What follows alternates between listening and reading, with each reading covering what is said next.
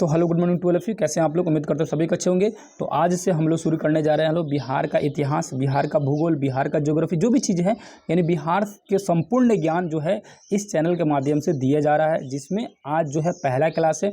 इसमें जो है हम लोग बिहार का जो टेस्ट सीरीज शुरू करने जा रहे हैं लोग, जिसमें एक एक करके पर डे एक टेस्ट आएगा, जिसमें बिहार के बहुत सारे इंपॉर्टेंट क्वेश्चन होगा, चाहे वो इतिहास का हो, भूगोल का हो। वो चीज़ें जो आने वाली आगामी जो एग्ज़ाम है यानी आने वाले जो एग्ज़ाम उसके लिए बहुत ज़्यादा फ़ायदेमंद होगा।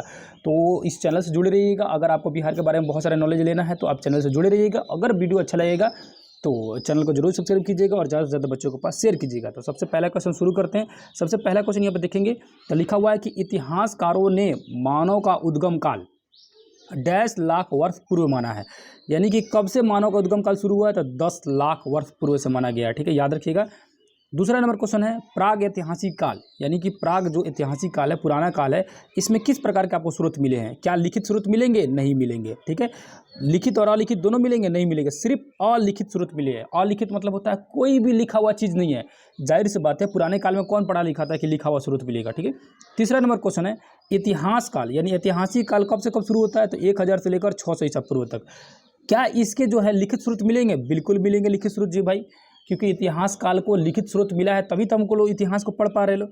अब चौथा नंबर जो क्वेश्चन लिखा हुआ है पूरा पाषाण काल कब से कब तक चलता है? तो याद रखिएगा 10 लाख से लेकर 11,000 ईसा पूर्व तक जो काल चला उस काल को क्या कहा गया? पूरा पाषाण काल कहा गया।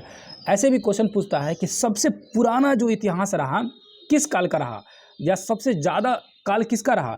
तो पूरा पाषाण काल का रहा सबसे ज़्यादा। देख सकते हैं 10 लाख से लेकर 11,000 तक किसका काल चला? पूरा पाषाण काल का चला। ठीक है, उसके बाद 5 नंबर क्वेश्चन आएंगे। अब देखेंगे मध्य पाषाण काल का कब से कब तक चला?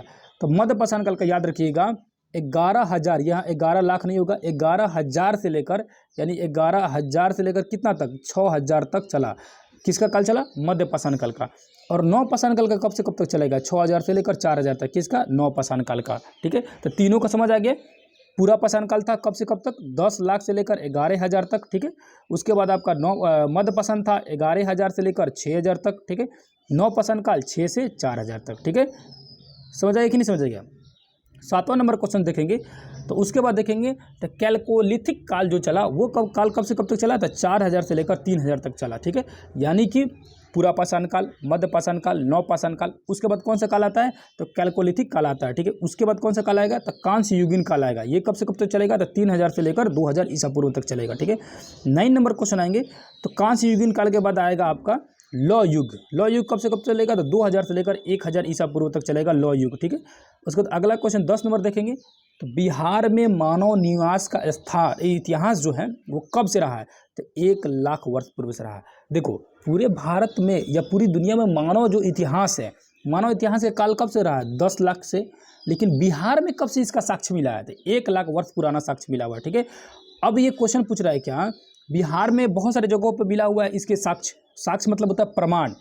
प्रमाण मतलब पुराना औजार हथियार, जैसे पत्थर के औजार मिले हैं, पत्थर के हथियार मिले हैं, कुछ चीज़ें मिली हुई है। ठीक है, तो इन चीज़ों से पता चलता है कि बिहार का इतिहास कितना पुराना है ना, यार इन क्षेत्रों का इतिहास कितना पुराना है। अब कह रहा है 11 नंबर क्वेश्चन में कि मुंगेर में, सारण में, वैशाली में, गया में, पटना में आदि में पाषाण औजार और उपकरण मिले हैं। ये किस काल के हैं?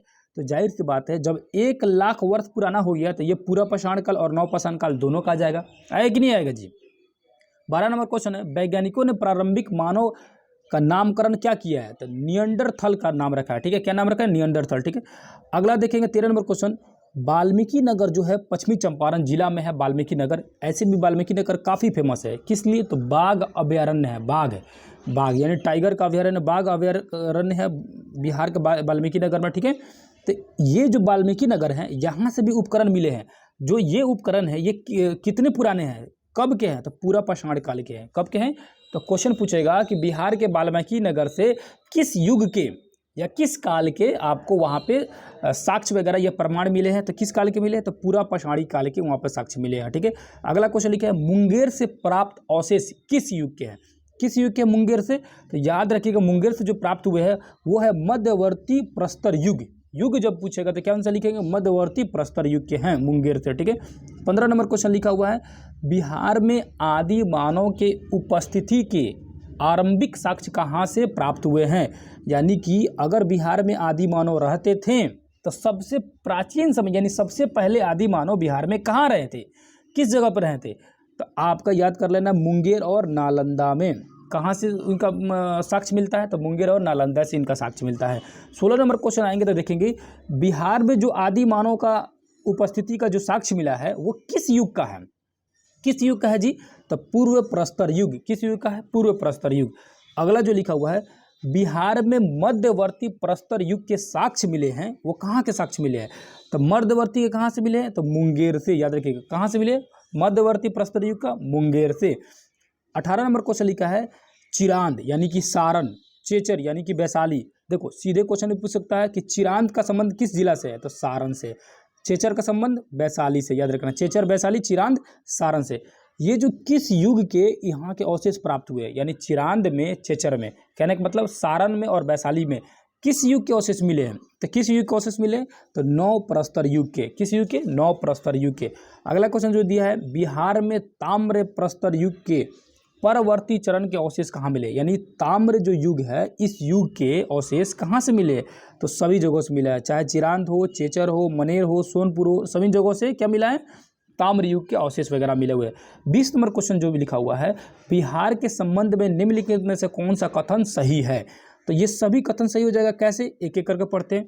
यहाँ पुरातात्विक उत्खनन से पूर्व, मध्य और उत्तरी पाषाण काल के पत्थर, औजार और उपकरण मिले हैं। तो जाहिर सी बात है पाषाण काल के पत्थर वगैरह मिले कि नहीं मिले? मिले हैं जी। बी नंबर है बिहार में आदि मानव के निवास है। तो निवास है भाई मुंगेर और नालंदा, अभी जस्ट पढ़े लो। बिहार में सबसे पुराने अवशेष पूर्व पाषाण काल के मिले? तो मिले जी, बिल्कुल मिले। तो यानी चारों ऑप्शन सही हो जाएगा बिहार के बारे में। ठीक है, उसके बाद अगला क्वेश्चन ध्यान से देखें। अगला क्वेश्चन में आएंगे तो यहाँ पर देखेंगे अगली क्वेश्चन में नेक्स्ट चैप्टर में 5 ही क्वेश्चन है, इसको भी कर लेते हैं। ऐतिहासिक काल जो है कब से कब तक शुरू हुआ है? तो याद रखिएगा ऐतिहासिक काल अभी जस्ट हम लोग पढ़े हुए लोग। ऐतिहासिक काल जो आएगा 1000 से लेकर 600 ईसा पूर्व में ऐतिहासिक काल आएगा, जिसमें वैदिक काल, उत्तर वैदिक काल के बारे में हम लोग आगे पढ़ेंगे। ठीक है, अब ऐतिहासिक काल में प्रचलित था, क्या प्रचलित था भाई? तो ऐतिहासिक काल में जो प्रचलित था आपका जादू टोना भी प्रचलित था, तंत्र मंत्र भी था, सिद्धि उपासना था, यानी उपयुक्त में से सभी था।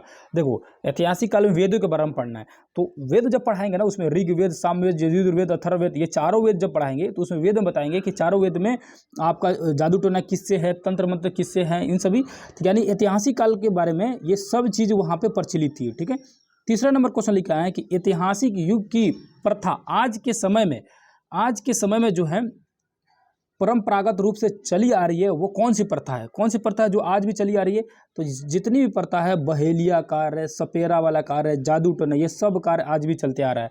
जो ऐतिहासिक काल में चलता था वो आज भी हमारे देश में, हमारे क्षेत्र में चलते आ रहा है। ठीक है, 4 नंबर क्वेश्चन लिखा हुआ है कि ऐतिहासिक युग में बिहार के किन क्षेत्रों में आपका मनुष्य के सर्वाधिक बसावट हुआ है?